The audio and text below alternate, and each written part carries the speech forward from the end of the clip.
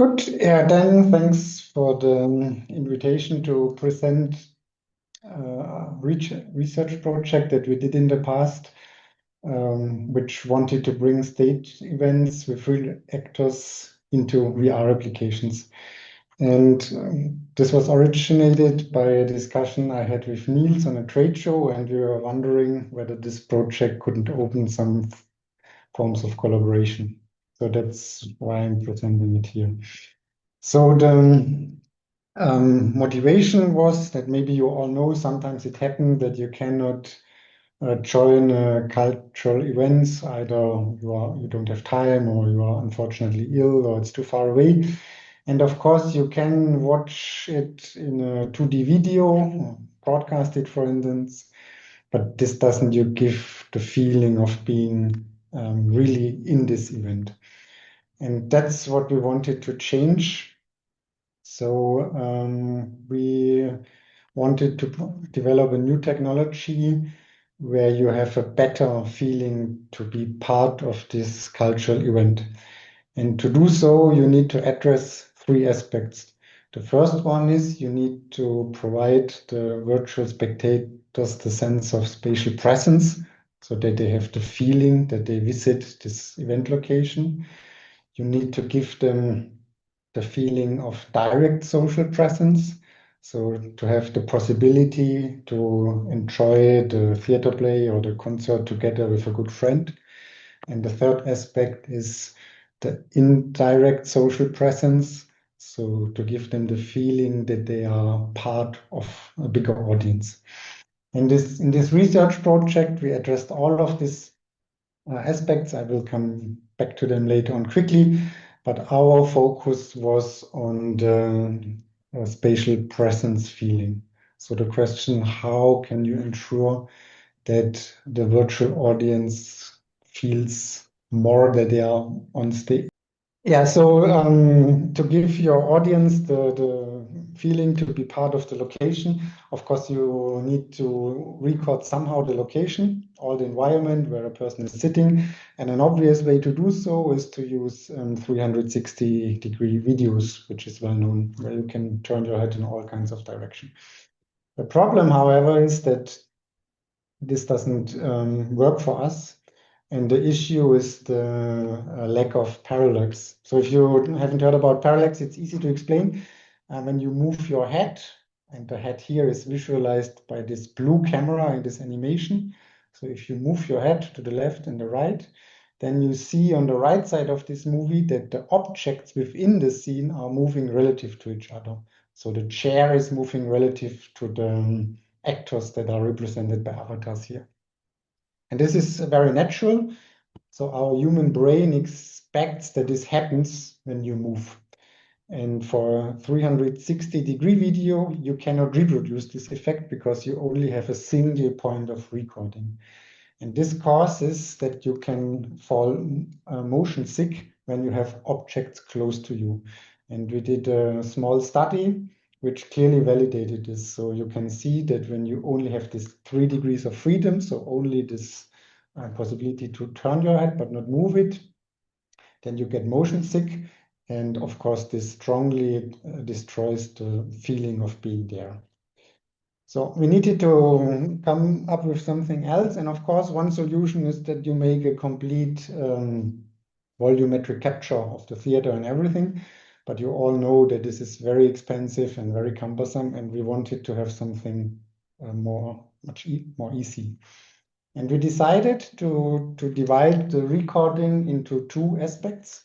Namely, one is the event location, and the other one is the live act of the actors.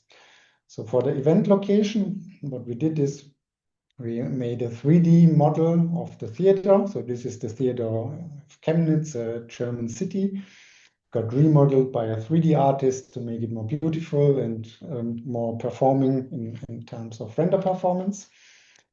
And then what we still need to record, of course, is then the performance itself. And there we really wanted to have video, to have it realistic. And we started with small light field array. So the fact that we only need to record the actor's performance. We can go to a small array. We don't need a big one, which is recording the whole theater. And the advantage of this light field array is that there is a region marked here with this red form where you can move your head and you get the perfect reproduction of reality because the parallax is really perfect. And we did this in a first version. It would be better if you could watch it in VR. So we only have a 2D video here of the rendering. What you would see in VR is that the content is, the actor performance is nicely integrated in the 3D model. The parallax and the perspective is perfect. But what we also found is that this technology is prone to render artifacts. So the reason is that you need really to compute the correct perspectives, and often you have difficult scene elements or reflections where you get artifacts. And this, of course, again, destroys the feeling of being really in the theater. And at the same time, we also observed that, well, the light field area was small, but still we had to record a lot of cameras, stream all this. So it was still rather complex. So this is why we continued and asked ourselves, is it not possible to record the actor's performance only by a stereo camera? So the stereo camera still gives us the depth impression. We don't have the parallax, but if the performance is not too close to the observers, maybe you don't feel it because you still have the proper performance or parallax of the theater, so the close objects, which is important to avoid motion sickness. So we did this, we recorded it, and to integrate it into the VR experience, which was built by Unity, we established 2 virtual screens, one for the left eye, one for the right eye, and then essentially we projected the camera image onto the screens. And then we looked to it and we were very disappointed because it looked really bad. And in the beginning, we didn't understand why. And so we did some investigations, what is happening, and we understood the problem. And the problem is sketched here on this slide. It's a little bit simplified to make it easier to explain, but the core principle is still truly depicted. So imagine you have an actor playing in front of a wall, and this wall is part of your 3D model. And then you record the actor in front of this wall and you play it back with the stereo projection. And what can happen is that the depth cues that you get from the stereo image are telling the audience that the actor is in fact behind the wall, which of course cannot be because the audience clearly see that the actor is in front of the wall, but the depth cues are wrong and put it back behind the wall. And your brain doesn't like this at all and you get motion sick again. So to solve this, in theory, it's easy. So what you need to do is when you record the actor's performance, you assume that you somehow, the stereo coordinate system of your camera are somehow aligned with your coordinate system of your virtual 3D model of the theater.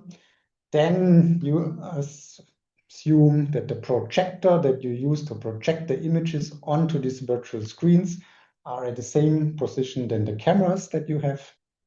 In real life, you assume that the optical properties are the same, like focal length. You need to ensure that the screen size has the right size. And then you assume that the observer is sitting at the position of your stereo camera. And then it would be very nice. But what we found is that in reality, this doesn't work. You have too many parameters that you cannot control properly. So first of all, your camera rig has some mechanical imprecisions, and it's hard to really align the coordinate systems perfectly. And even more difficult, I just said, yeah, you assume that you have an aligned coordinate system, but in reality, they are not aligned. And even to align the coordinate systems needs to have some works. Then in our case, what happened is that the light for the theater show that we wanted to record was very dim. So the small cameras didn't make it. The image quality was too bad. We had to use bigger cameras. And then, of course, we weren't able to ensure that the cameras have the inter-eye distance because it didn't fit. They were too big. And finally, we learned that often people want to make creative decisions. So maybe they want to overemphasize the depth impression a little bit to make it looking more pleasant. And all this causes that you cannot achieve this nice ideal solution. And now we need to understand what this means. And so we need to understand what happens when you change the stereo projection parameters after recording. And to do so, we created a small simulation. So the scene is here very simple. It consists of a couple of cubes and a plane. But now we can simulate what happens if you record this scene with a stereo setup and then change, for instance, the distance of the cameras, so or the projectors. And what you see here is that while changing the cameras, you have the impression that the scene gets larger or smaller. So this blue small point, by the way, is a reference cube that always has the same size. So there's some visual impression that it changes, but no, it's just because the rest of the scene changes. So you can see that the impression that you get is different than the one that you have during recording. And looking at a second example, here we change the focal length of the projector. You get that see that the situation is even more difficult. So your scene somehow gets squeezed.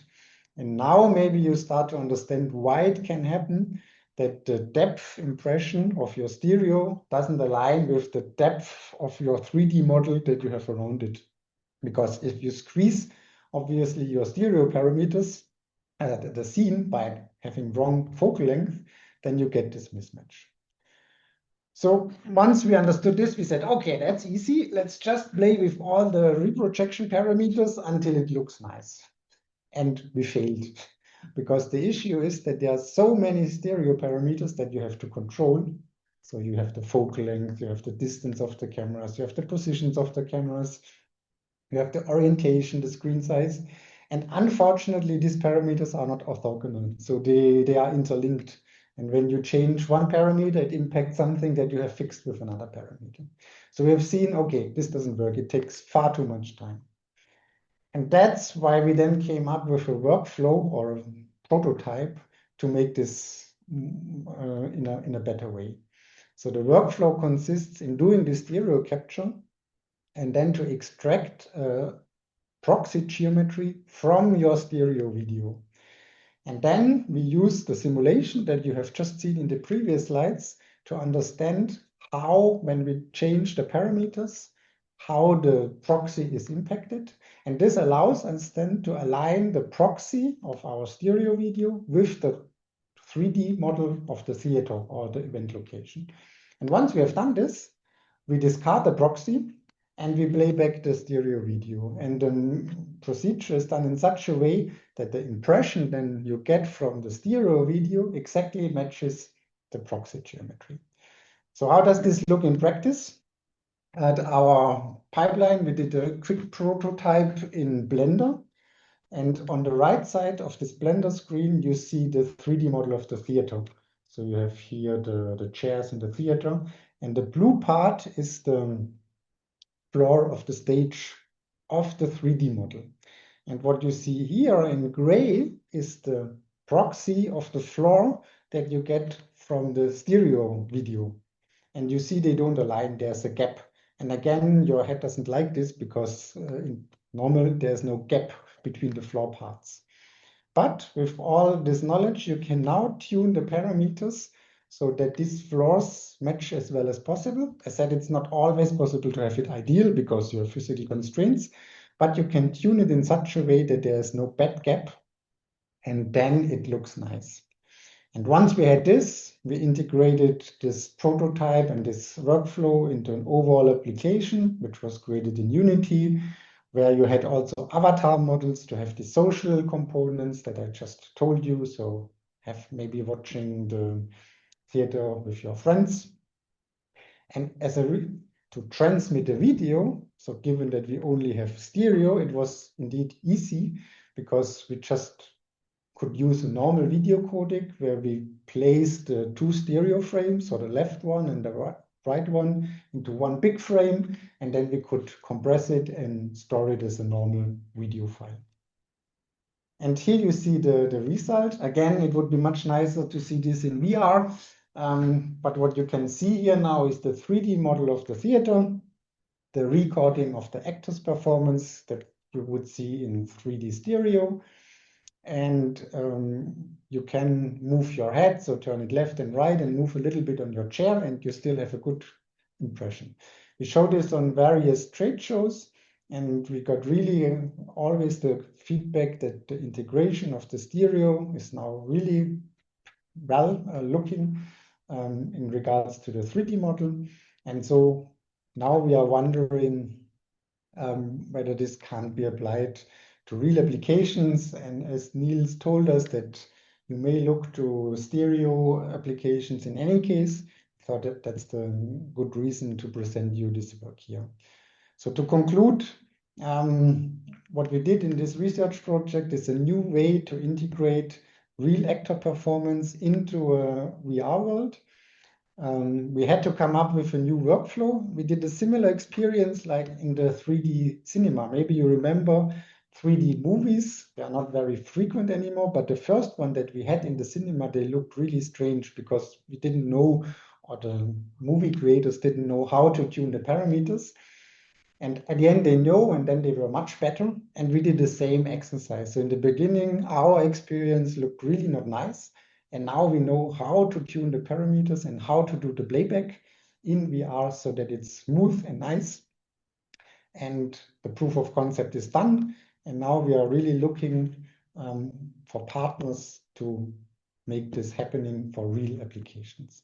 And that's it from my side. So if you have questions, I'm happy to answer them, or you can also contact me later on.